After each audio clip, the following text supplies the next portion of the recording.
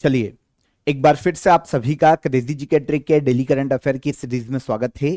मेरा नाम है पंकज वैष्णव। आज के इस सेशन में हम 23 मार्च के सभी करंट अफेयर यहां पर डिटेल में डिस्कस करेंगे। आराम से सेशन को एंड तक देखिएगा, सारे फैक्ट सारे क्वेश्चन आराम से नोट कीजिएगा। इंटरेस्टिंग सेशन है। पीडीएफ और मॉक टेस्ट आपको एप्लीकेशन पर मिलेगा। आप क्रेजी जी के ट्रिक एप्लीकेशन को चेकआउट कीजिए। तब तक हम चलते हैं सबसे पहले क्वेश्चन की तरफ और देख लेते हैं आज के करंट अफेयर का पहला क्वेश्चन। हाल ही में लॉन्च की गई पुस्तक करुणा द पावर ऑफ कॉम्पैशन के लेखक कौन है? तो एक बुक को रिसेंटली लॉन्च किया गया है जिसका नाम है करुणा द पावर ऑफ कॉम्पैशन। इस बुक को लिखने का श्रेय दिया जाता है कैलाश सत्यार्थी को। नाम सुना होगा आपने कैलाश सत्यार्थी का। कैलाश सत्यार्थी को 2014 में मलाला यूसुफजई जो कि पाकिस्तान की है, उनके साथ संयुक्त रूप से शांति के नोबेल से सम्मानित किया गया था। इंडिया में शांति का आखिरी नोबेल इन्हीं को मिला है। कैलाश सत्यार्थी 2014 में इनको नोबेल पीस प्राइज से सम्मानित किया गया था, लेकिन संयुक्त रूप से किसके साथ? तो यह मलाला यूसुफजई के साथ दिया गया था जो कि पाकिस्तान की रहने वाली है। अभी Nobel peace prize winner Kailash Satyarthi की बुक लॉन्च की गई, Karuna the power of compassion. इस बुक को जब लॉन्च किया गया तो यहां पर भारत के chief justice of India Suryakant भी मौजूद थे और साथ ही साथ जो हमारी फॉर्मर लेफ्टिनेंट गवर्नर है पौंडीचेरी की किरण बेदी, ये भी यहां पर मौजूद थी। देखिए बुक में किसकी बात की गई है, अगर कभी हम इसकी बात करते हैं, क्योंकि आजकल एसएससी में ऐसे भी क्वेश्चन देखने को मिल रहे हैं सीजीएल में कि किसी भी बुक का नाम मेंशन करके कि ये किस पर बेस्ड है।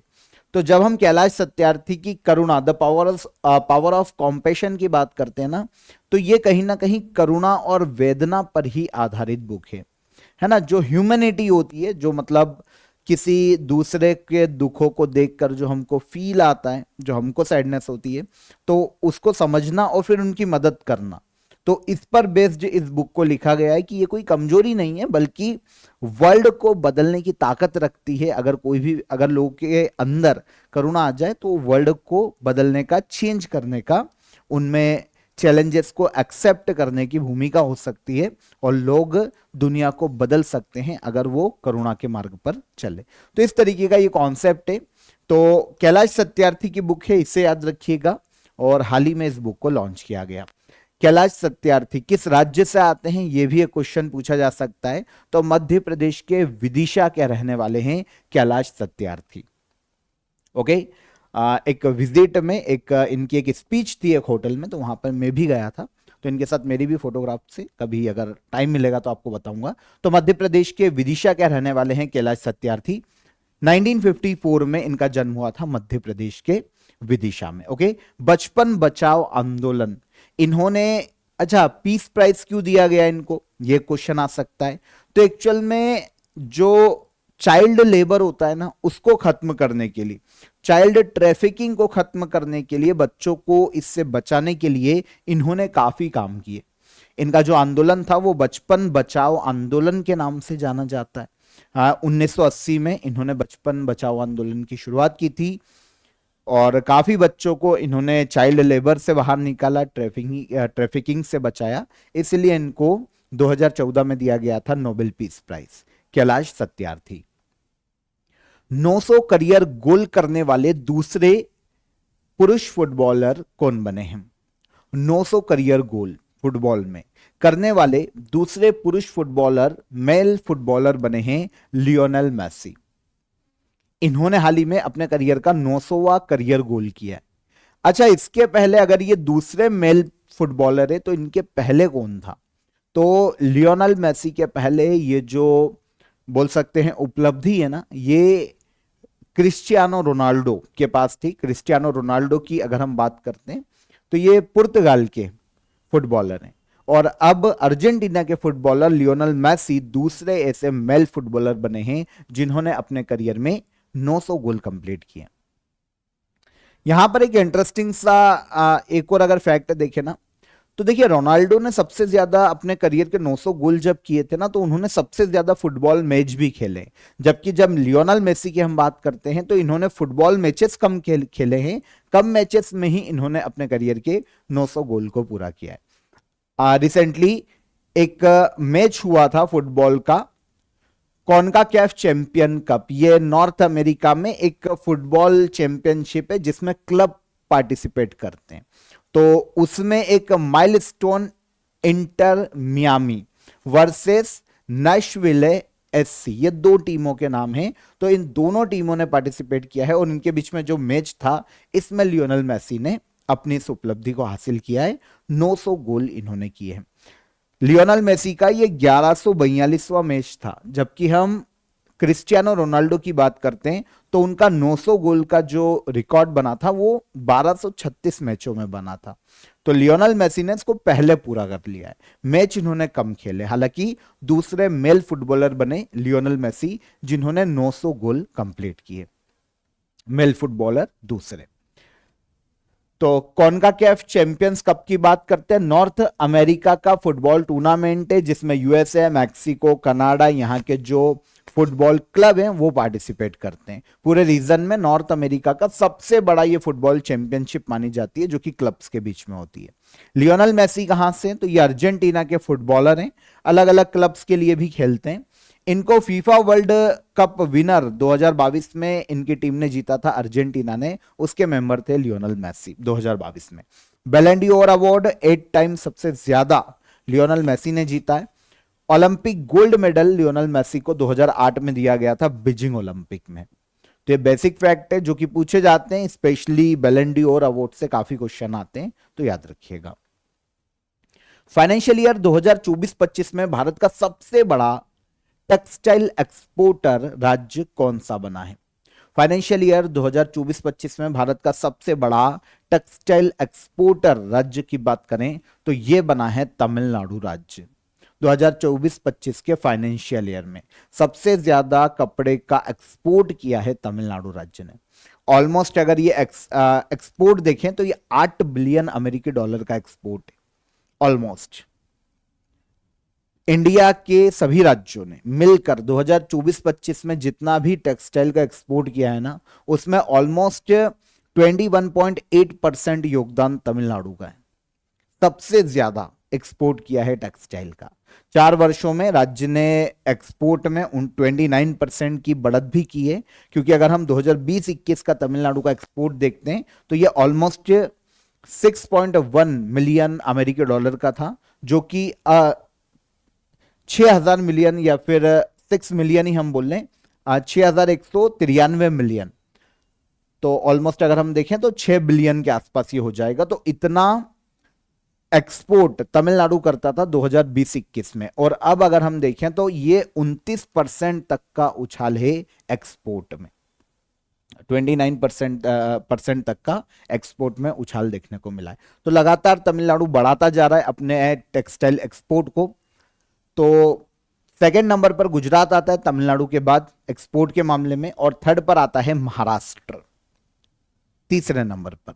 इनकी आप एक्सपोर्ट कितना किया ये छोड़ सकते हो, लेकिन आप ये याद रखिए कि तमिलनाडु पहले पर, गुजरात सेकंड पर और महाराष्ट्र तीसरे नंबर पर है।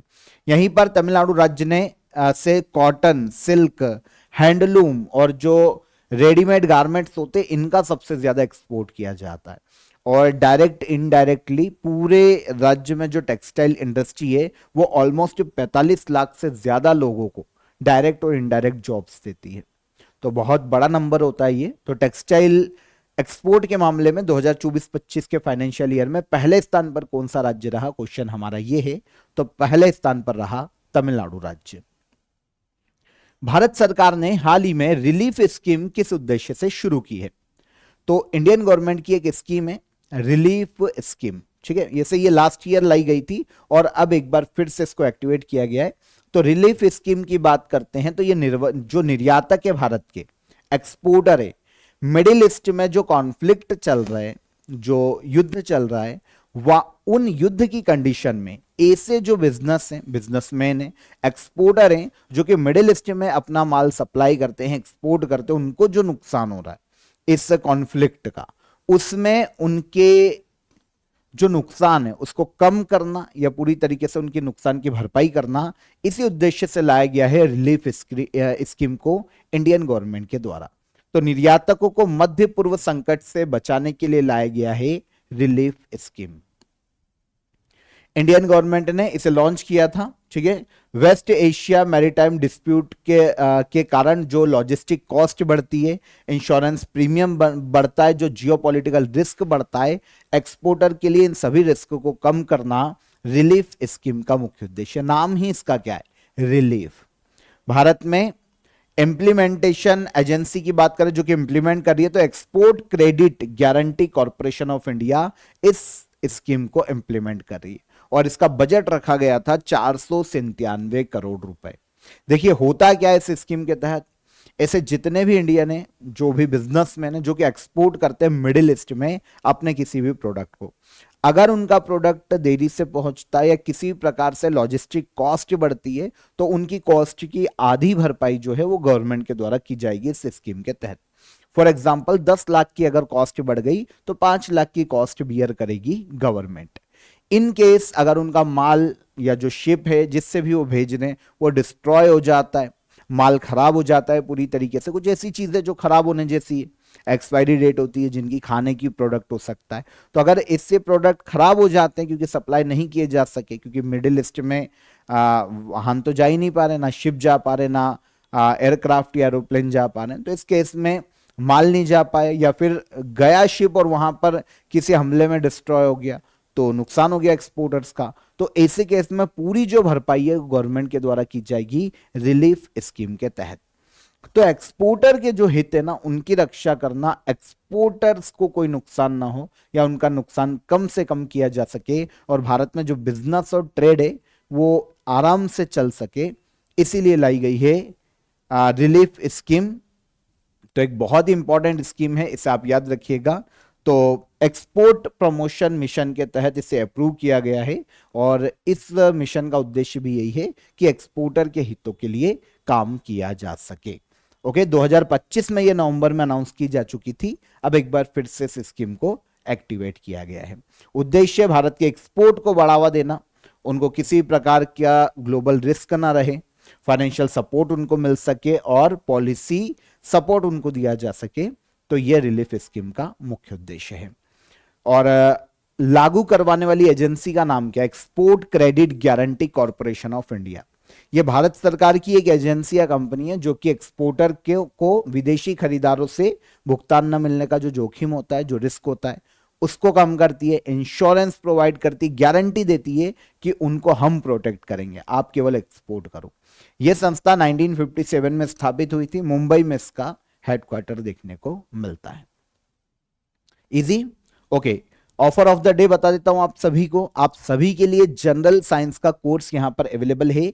स्पेशली आप सभी को पता है रेलवे की एग्जाम आपकी चल रही है, तो रेलवे की एग्जाम के लिए, अदर एसएससी की एग्जाम के लिए आप जनरल साइंस के इस कोर्स को ज्वाइन कर सकते हैं। मैंने इंग्लिश तो नहीं बोला ना, जनरल साइंस का ये कोर्स है, आपको रिकॉर्डेड बैच मिल जाएगा। इसके अलावा आपको हर जो टॉपिक है उसका पीडीएफ मिल जाएगा और मॉक टेस्ट भी आप कोर्स के अंदर ही लगा पाएंगे, तो आपके लिए बहुत ही इजी हो जाएगा। स्पेशली एसएससी और रेलवे के लिए इसको प्लान किया गया है।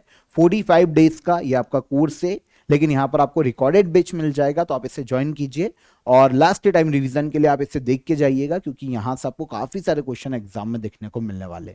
तो जनरल साइंस को आप ज्वाइन कीजिए, डिस्क्रिप्शन में मैंने आपको लिंक दे दी है, वहां पर आप क्लिक कीजिए और डायरेक्ट इसे अवेल कीजिए। ओके, विश्व जल दिवस हर साल किस तारीख को मनाया जाता है, वर्ल्ड वाटर डे। ये डे हर साल मनाया जाता है पूरे वर्ल्ड में, वर्ल्ड वाटर डे 22 मार्च को। तो आंसर हो जाएगा आंसर ए। देखिए 22 मार्च को वर्ल्ड वाटर डे मनाया जाता है। उद्देश्य क्या है, फ्रेश वाटर के प्रति लोगों को अवेयर किया जा सके। फ्रेश वाटर अधिकतर हमें ग्लेशियर के फॉर्म में देखने को मिलता है, तो फ्रेश वाटर का इंपॉर्टेंस लोगों तक पहुंचाना, उसके कंजर्वेशन के लिए सरकारों और लोगों को प्रेरित करना वर्ल्ड वाटर डे को मनाए जाने का मुख्य उद्देश्य है। 2015 में यूनाइटेड नेशन ने 17 सस्टेनेबल डेवलपमेंट गोल्स जारी किए थे, एसडीजीज कहा जाता है इनको। इन गोल्स में एक ये भी है जो गोल नंबर 6 है ना, एसडीजीज नंबर 6, उसमें यह है कि फ्रेश वाटर को 2030 तक वाटर और सैनिटाइजेशन सभी लोगों को दिया जा सके, सभी लोगों तक फ्रेश वाटर वर्ल्ड में पहुंचाया जा सके और स्वच्छता या सैनिटाइजेशन उन तक पहुंचाई जा सके। तो ये एसडीजीज गोल कौन सा है? 6 नंबर का। तो उसको हम प्राप्त कर पाए, लोगों को अवेयर कर पाए फ्रेश वाटर के प्रति, यही वर्ल्ड वाटर डे का मुख्य उद्देश्य है। 2026 में वाटर एंड जेंडर इसकी थीम रखी गई है। वैसे जो पृथ्वी सम्मेलन हुआ था ना 1992 में, रियो डी जेनेरियो सम्मेलन के नाम से जाना जाता है, United Nation conference on environment and development, अंटार्कटिकीय समिट थी रियो डी जेनेरियो में 1992 में। यहां पर पहली बार वर्ल्ड वाटर डे का कॉन्सेप्ट आया था। किसे मनाया जाना चाहिए? अर्थ समिट में। यह अर्थ समिट ही है जिसे रियो डी जेनेरियो समिट के नाम से जाना जाता है। इसमें यह अनाउंस किया गया था कि हम वर्ल्ड वाटर डे मनाएंगे। यूनाइटेड नेशन ने पहली बार 1993 में इसे मनाया था। तो 1993 से हर साल 22 मार्च को वर्ल्ड में वर्ल्ड वाटर डे मनाया जा रहा है, 22 मार्च को। भारतीय सेना द्वारा एक्सरसाइज अमोघ ज्वाला का आयोजन कहां किया गया था? तो उत्तर प्रदेश में बबीना फील्ड फायरिंग रेंज है, उत्तर प्रदेश में। यहां पर इंडियन आर्मी के द्वारा एक्सरसाइज अमोघ ज्वाला का आयोजन किया गया। कहां पर? बबीना फील्ड फायरिंग रेंज कहां पर देखने को मिलेगी? उत्तर प्रदेश राज्य में। अब इंडियन आर्मी का जो अमोघ ज्वाला नाम का मिलिट्री एक्सरसाइज से ये 13 दिन चली थी। अब इसका मुख्य उद्देश्य क्या है पता है? मॉडर्न वॉरफेयर के लिए हमारे जो सैनिक है, जो हमारी आर्मी है, उनको तैयार किया जा सके।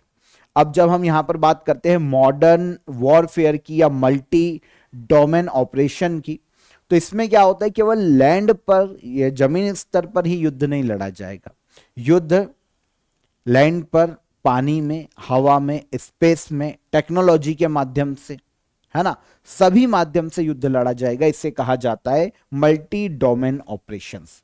तो इन सभी के लिए हमारे जवानों को ट्रेन करना, मॉडर्न वॉरफेयर के लिए इंडिया के जो जवान हैं उनको ट्रेन करना, इंडियन आर्मी को ट्रेन करना, इसे आयोजित किए जाने का मुख्य उद्देश्य था। तो 13 दिन की एक्सरसाइज थी जिसका आयोजन किया गया बबीना फील्ड फायरिंग रेंज में, और यह है उत्तर प्रदेश राज्य में। एक्सरसाइज का नाम क्या है? अमोघ ज्वाला। इंपॉर्टेंट था, याद रखना चाहिए आपको। मल्टी डोमेन वॉरफेयर, यह भी आपको समझ में आ गया। लैंड, एयर, सी, साइबर, स्पेस, सभी तरीके का युद्ध की जो हमारे पास शैली है, हम उसको डेवलप कर पाए। और मॉडर्न वॉरफेयर का फ्यूचर कॉन्सेप्ट आप इसको मान सकते हैं, जिसे मल्टी डोमेन वॉरफेयर के नाम से जाना जाता है। इंडियन आर्मी के बारे में बेसिक अगर हम इंफॉर्मेशन देखते हैं तो हमारे चीफ ऑफ आर्मी स्टाफ कौन है? उपेंद्र द्विवेदी, जनरल उपेंद्र द्विवेदी, ये हमारे चीफ ऑफ आर्मी स्टाफ है। Vice chief of army staff कुछ दिन पहले ही हमने पढ़ा था, लेफ्टिनेंट जनरल धीरज सेठ को बनाया गया है। हेडक्वार्टर इंडियन आर्मी का नई दिल्ली में देखने को मिलता है, और इसकी सदर्न कमांड हेडक्वार्टर की बात करते हैं तो ये महाराष्ट्र के पुणे में स्थित है। बबीना फील्ड फायरिंग रेंज, जहां पर इंडियन नेवी ऑपरेशन का आयोजन करा रही थी, जिस अभ्यास का जहां पर आयोजन किया गया, ये कहां पर है? उत्तर प्रदेश राज्य में। कृषि सखी इनिशिएटिव किस संगठन के द्वारा लॉन्च किया गया है? कृषि सखी इनिशिएटिव, इसे लॉन्च करने का श्रेय दिया जाता है agriculture insurance company of India, या एग्रीकल्चर इंश्योरेंस कंपनी, इसको आप शॉर्ट में बोल सकते हैं। इसने एक स्कीम को लॉन्च किया है, कृषि सखी इनिशिएटिव। इसका उद्देश्य क्या है जानते हैं? जो महिला किसान है उनके उत्थान के लिए काम करना, उन्हें इकोनॉमिकली और ज्यादा स्ट्रांग बनाना, ताकि भारत में जो विमेन फार्मर है उनको बढ़ावा दिया जा सके, उन्हें प्रोटेक्ट किया जा सके, और उनका पार्टिसिपेशन जो है वो एग्रीकल्चर में बढ़ाया जा सके। इसीलिए agriculture insurance corporation of India ने कृषि सखी इनिशिएटिव की शुरुआत की है। महिला किसानों में जो क्रॉप इंश्योरेंस है उसके प्रति अवेयरनेस फैलाना, कि भाई आप खेती तो कर रहे हो लेकिन कभी खेती बर्बाद हो जाती है मौसमी गतिविधियों के कारण, तो आपको इंश्योरेंस मिल पाए। एग्रीकल्चर सेक्टर में महिलाओं की भागीदारी जो है उसको पहचानना और उन्हें और ज्यादा पुश करना, और ऐसे महिला जो किसान है उनका उत्थान करना कृषि सखी इनिशिएटिव का मुख्य उद्देश्य है। इसके तहत इंडिया में अलग अलग जगह per month wise awareness campaign चलाए जाएंगे, वर्कशॉप आयोजित की जाएगी जहां पर महिला किसानों को ट्रेन किया जाएगा, और अलग अलग एक्टिविटीज का आयोजन किया जाएगा पूरे देश में। तो इसी स्कीम को कृषि सखी इनिशिएटिव नाम दिया है। एग्रीकल्चर इंश्योरेंस कंपनी इसको लीड कर रही है और इसी ने इनिशिएटिव को शुरू किया है। वैसे आपको पता है ना, यूनाइटेड नेशन ने 2026 को international year of the women farmer घोषित किया। तो ये इसीलिए घोषित किया गया है कि जो विमेन फार्मर है उनको इनकरेज किया जा सके और पूरे वर्ल्ड में उनके प्रति, उनके अधिकारों के प्रति अवेयरनेस फैलाई जा सके। तो international year of the women farmer United nation ने 2026 को अनाउंस किया है। तो ये साल इसी का है। ओके, और इसी के तहत एग्रीकल्चर इंश्योरेंस कंपनी ने कृषि सखी इनिशिएटिव को भी लॉन्च किया है। Agriculture insurance company agriculture sector में इंश्योरेंस को नियंत्रित और लीड करने वाली भारत सरकार की संस्था है। मिनिस्ट्री ऑफ फाइनेंस के अंतर्गत ये कार्य करती है। सेंट्रल पब्लिक सेक्टर इंटरप्राइजेस से 2002 में इसकी स्थापना की गई थी और हेडक्वार्टर देखने को मिलता है नई दिल्ली में। राष्ट्रीय खनिज विकास निगम ने किसे डायरेक्टर पर्सनल के रूप में नियुक्त किया है? देखिए यहां पर जब हम डायरेक्टर पर्सनल की बात करते हैं ना, तो ये एचआर डिपार्टमेंट जो होता है ना उसके हेड होते हैं, ह्यूमन रिसोर्स के हेड माने जाते हैं डायरेक्टर पर्सनल। तो इस पद पर जो हमारा संस्था है नेशनल मिनरल डेवलपमेंट कॉर्पोरेशन, इन्होंने अपॉइंट किया है कृष्ण कुमार ठाकुर को। किसको अपॉइंट किया है? कृष्ण कुमार ठाकुर को। इसके अलावा अगर हम चेयरमैन की बात करते हैं नेशनल मिनरल डेवलपमेंट कॉर्पोरेशन के चेयरमैन कौन, तो ये अमिताभ मुखर्जी हैं वर्तमान में। तो वो कौन है? चेयरमैन है अमिताभ मुखर्जी। और यहां पर डायरेक्टर पर्सनल की बात होती है तो ये कृष्ण कुमार ठाकुर बने हैं एनएमडीसी में। इजी कार्यकाल इनका 5 साल का होने वाला है। कृष्ण कुमार ठाकुर 1998 बैच के इंडियन रेलवे पर्सनल सर्विस के अधिकारी हैं। रेलवे में और अदर गवर्नमेंट कंपनीज में 25 साल से ज्यादा का इनको अनुभव है कृष्ण कुमार ठाकुर को, और इनको नेशनल मिनरल डेवलपमेंट कॉर्पोरेशन में डायरेक्टर पर्सनल अपॉइंट किया गया है। National mineral development corporation Bharat में आयरन और है ना, जो लो अयस्क होता है ऐसे खनिजों का प्रोडक्शन और एक्सपोर्ट करने वाली कंपनी, इंडियन गवर्नमेंट की कंपनी है। 1958 में स्थापना की गई थी। हैदराबाद में इसका हेडक्वार्टर है, तेलंगाना में। और मिनिस्ट्री ऑफ स्टील के अंतर्गत, इस्पात मंत्रालय के अंतर्गत यह संस्था कार्य करती है। इंडियन गवर्नमेंट का उपक्रम है। किस भारतीय महिला को ब्रिटेन में महिला सशक्तिकरण पुरस्कार आर्ट एंड कल्चर से सम्मानित किया गया है? तो भारत की एक महिला है जिसे ब्रिटेन के हाउस ऑफ कॉमन्स, वहां की जो पार्लियामेंट है ना, उसके द्वारा विमेन एम्पावरमेंट अवार्ड से सम्मानित किया गया, जो कि आर्ट एंड कल्चर के क्षेत्र में इन महिला को दिया गया। किसे दिया गया? तो यह दिया गया ऋतुपर्णा सेनगुप्ता। आपने ऋतुपर्णा सेनगुप्ता का कभी ना कभी नाम सुना होगा, क्योंकि ये बंगाली एक्ट्रेस है ना। बंगाली फिल्मों में आपने कभी देखा होगा इनको, अगर कोई बंगाल की पृष्ठभूमि से तो वो जानते होंगे। इंडियन एक्ट्रेस है, वैसे हिंदी मूवीज में भी इन्होंने काम किया है। ऋतुपर्णा सेनगुप्ता, इन्हें women empowerment award art and culture के क्षेत्र में दिया गया। और दिया किसने? जो यूनाइटेड किंगडम का हाउस ऑफ कॉमन से, जो निचला सदन है वहां की पार्लियामेंट का, उसने यह अवार्ड दिया है। एक्चुअल में ग्लोबल लेवल पर विमेन एम्पावरमेंट के लिए जो भी व्यक्ति काम करता है, जो भी महिला काम करती है, उसे यह अवार्ड दिया जा सकता है। तो आर्ट, सिनेमा और कल्चर में कंट्रीब्यूशन के लिए और इसके माध्यम से विमेन एम्पावरमेंट में इंडियन एक्ट्रेस ऋतुपर्णा सेनगुप्ता का जो योगदान है, इसी के लिए इन्हें विमेन एम्पावरमेंट अवार्ड से सम्मानित किया गया। वेस्ट बंगाल से आती है ऋतुपर्णा सेनगुप्ता, बंगाली फिल्म इंडस्ट्री में काम करती है। इसके अलावा हिंदी मूवीज में भी इन्होंने काम किया है।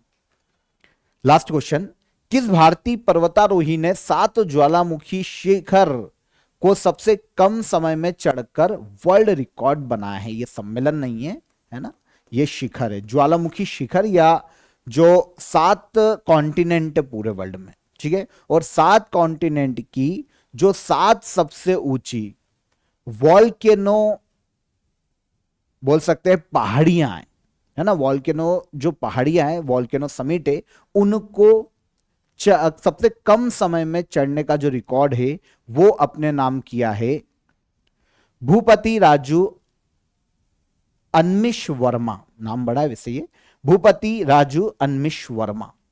एक पर्वतारोही है, इंडियन माउंटेनर है। इन्होंने वर्ल्ड के 7 कॉन्टिनेंट की 7 सबसे ऊंची ज्वालामुखी पहाड़ियों को सफलतापूर्वक सबसे कम समय में चढ़कर वर्ल्ड रिकॉर्ड अपने नाम किया है। तो देखिए, भारत के माउंटेनर भूपति अनमिश वर्मा ने यह रिकॉर्ड अपने नाम किया। यह नया वर्ल्ड रिकॉर्ड है। 7 कॉन्टिनेंट की 7 वॉल्केनिक पहाड़ियों को इन्होंने सफलतापूर्वक सबसे कम समय में चढ़कर रिकॉर्ड बनाया। एक्चुअल में ये जो रिकॉर्ड है ना, 92 दिन 4 आवर और 45 मिनट का है। मतलब अगर हम मोटे तौर पर देखें तो 92 दिन में इन्होंने 7 कॉन्टिनेंट की 7 वॉल्केनिक पहाड़ियों पर सफलतापूर्वक चढ़ाई की है। सबसे कम समय में इन 7 पहाड़ियों पर चढ़ाई करने का ये वर्ल्ड रिकॉर्ड अपने नाम किया है भूपति राजू ने। Easy, okay. शुरुआत कहां से की थी? तो शुरुआत इनकी हुई थी 23 अक्टूबर 2024 को माउंट एल्ब्रुश से। माउंट एल्ब्रुश पहले इन्होंने सबसे पहले यहां पर चढ़ाई की, और सबसे आखिरी जो अभियान था इनका अंटार्कटिका में माउंट सेडली नाम की एक वॉल्केनिक पहाड़ी है, वो जो कि उस महाद्वीप की सबसे ऊंची है, अंटार्कटिका की। यहां पर सबसे आखिरी बार 23 जनवरी 2025 को इन्होंने यह अभियान पूरा किया था। अब इसको वर्ल्ड रिकॉर्ड माना गया है वर्ल्ड में, तो अब ये सुर्खियों में है और इनका नाम है भूपति राजू अनमिश वर्मा। अब वर्ल्ड की 7 वॉल्केनिक चोटियों, देखिए यहां पर अंतर है, इसको समझना। एक वर्ल्ड की 7 महाद्वीपों की सबसे ऊंची चोटी की जब हम बात करते हैं तो वो अलग हो जाती है। वहां पर वॉल्केनिक समिट की बात नहीं हो रही, वॉल्केनिक पहाड़ी की बात नहीं हो रही, वहां पर उस महाद्वीप की सबसे ऊंची चोटी की बात हो रही। तो जैसे ऑस्ट्रेलिया की बात करते हैं तो माउंट कॉसियुस्को सबसे ऊंची चोटी है। जब हम यूरोप की बात करते हैं तो माउंट एल्ब्रुश सबसे ऊंची चोटी है यूरोप की, है ना। जब हम बात करते हैं एशिया की तो माउंट एवरेस्ट सबसे ऊंची चोटी है एशिया की। लेकिन माउंट एवरेस्ट क्या ज्वालामुखी पर्वत है? नहीं है। तो अंतर है, यहां पर वॉल्केनिक पहाड़ों की बात हो रही है जो कि हर कॉन्टिनेंट के सबसे ऊंचे। तो कौन कौन से? तो देखो, रशिया में माउंट एल्ब्रुश जो कि सबसे रशिया की जो सबसे ऊंची चोटी है ना, वो एक्चुअल में वॉल्केनिक पहाड़ी, तो ये हो गया। फिर पिको डे ओरिजाबा, ये मैक्सिको नॉर्थ अमेरिका की सबसे ऊंची वॉल्केनिक पहाड़ी है। फिर ऑजस डेल सलाडो, ये साउथ अमेरिका में देखने को मिलती है, चिली और अर्जेंटीना की बाउंड्री पर। ऑजस डेल सलाडो ये एक ज्वालामुखी पर्वत है। फिर माउंट किलिमंजारो, ये अफ्रीका की भी सबसे ऊंची चोटी है, लेकिन ये एक ज्वालामुखी पर्वत भी है, तो ये अफ्रीका के तंजानिया में। फिर माउंट दामावंद जो कि ईरान में पड़ता है, एशिया में। फिर माउंट गिलुवे, ये पपुआ न्यू गिनी में देखने को मिलता है, तो ये ऑस्ट्रेलिया महाद्वीप की सबसे ऊंची चोटी हो जाएगी। और अंटार्कटिका में देखने को मिलता है माउंट सेडली, ये एक वॉल्केनिक पहाड़ी है, तो ये सबसे ऊंची है। तो इस तरीके से इन सभी को याद रखिएगा, ये पूछी जा सकती है, तो इसका आप पीडीएफ ले लेना, वहां पर आपको इनके नाम मिल जाएंगे। इजी, तो आई होप समझ में आया होगा। तो यहां पर हमारे 23 मार्च के सभी करंट अफेयर हमने डिटेल में डिस्कस कर लिए। अब हम लास्ट डे की करंट अफेयर को रिवाइज कर लेते हैं। कालिंजर किले के आसपास के क्षेत्र को राष्ट्रीय भू विरासत स्थल घोषित किया गया। कालिंजर फोर्ट कहां पर है? तो यह है उत्तर प्रदेश राज्य में। स्टॉकहोम वाटर प्राइज किसे दिया गया? काव्य मदानी को दिया गया। भीम पेमेंट ऐप का ब्रांड एम्बेसडर कौन बना? तो यह है महेंद्र सिंह धोनी। संयुक्त राष्ट्र द्वारा घोषित विश्व हिमनद दिवस हर वर्ष 21 मार्च को मनाया जाता है। यूके द्वारा ऑनररी नाइटहुड से किसे सम्मानित किया गया? तो ये एन चंद्रशेखरन है। जनजाति कार्य मंत्रालय ने रीसा टाइमलेस ट्राइबल नामक प्रीमियम ब्रांड लॉन्च किया है, यह किससे संबंधित है? तो ट्राइबल टेक्सटाइल और हैंडलूम प्रोडक्ट से संबंधित है। वर्ल्ड इंडोर एथलेटिक्स चैंपियनशिप 2028 की मेजबानी कौन सा देश करेगा? तो यह मेजबानी कौन करेगा? इंडिया। वर्ल्ड बैंक के सहयोग से स्कूली शिक्षा में सुधार के लिए सिखिया क्रांति 2.0 इनिशिएटिव किस राज्य ने शुरू किया है? तो यह शुरू किया है पंजाब राज्य ने। केंद्रीय कैबिनेट ने देश में 100 नए प्लग एंड प्ले औद्योगिक पार्क विकसित करने के लिए किस योजना को मंजूरी दी है? तो यह योजना हो गई भारत औद्योगिक विकास योजना। फोर्ब्स की विश्व के अरबपतियों की सूची 2026 में शामिल होने वाले भारतीय एजुकेटर कौन हैं? तो ये हैं कौन? अलक पांडे। तो ये हमारे क्वेश्चन के आंसर हो गए 23 मार्च के। अब क्वेश्चन ऑफ द डे के आंसर ले लेते हैं। हमारा रिवाइज हो गया। अब क्वेश्चन ऑफ द डे के आंसर, सांबा वाथल जिसे जीआई टैग दिया गया, यह प्रोडक्ट है तमिलनाडु का। लिथुआनिया के नए पीएम बने हैं इनगा रुगिनियन, और दुनिया का पहला कैशलेस देश बना है स्वीडन, यूरोप का देश। ये तीनों क्वेश्चन के आंसर। अब आज के question of the day, G7 शिखर सम्मेलन 2025 का आयोजन किस देश में किया गया? 2030 कॉमनवेल्थ गेम्स का आयोजन किस शहर में किया जाएगा? और EB4 वीजा भारत आने की अनुमति किस देश के नागरिकों को देता है? ये तीनों क्वेश्चन कमेंट में आंसर कीजिएगा। सेशन को लाइक और शेयर करके जाइए। चैनल पर पहली बार आए हो तो चैनल को सब्सक्राइब कर लो। हम कल फिर मुलाकात करेंगे नेक्स्ट डे के करंट अफेयर में। तब तक ख्याल रखिएगा अपना। जय हिंद, जय भारत।